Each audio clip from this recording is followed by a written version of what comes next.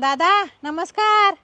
घर बांधायला काढलंय वाटतं आमच्या योजनेमधनं. ओ तुमच्या योजनेतनं फुटकी वीट पण मिळाली नाही मला. बरं ते राहू दे आता. मतदान आमासनीच करा. तुम्ही पुढच्या वर्षी घर बांधताल का नाही तेव्हा नक्की तुम्हाला मदत करू. चला आत्ता उगवते ती 5 वर्षात नाही एकदा. हो. संध्याकाळी जेवणाची व्यवस्था केली या. अयो माझा पाय खड्ड्यात गेला. कसलं खड्डा पडलं रस्त्यावर शेकर कळत नाही तुम्हाला. अगं बाई मॅडम, तुमचा पाय खड्ड्यात गेला वय. मोडला असता तर बरं झालं असतं बघा. निदान तुम्हाला कळलं तर असतं. चालतानाच एवढा रस्त्यातनं त्रास व्हायला लागलाय. गाडीवर येणाऱ्या जाणाऱ्या माणसांचं काय हाल होत असेल. मत मागायला येताना एकदम साधू संत होऊन येतायसा हो. आणि नंतर निवडून आल्यानंतर गरीबातला गरीब माणूस तुमच्यापर्यंत पोहोचू शकत नाही बघा. काय काम करायचं म्हणलं तर लांबच राहिलं.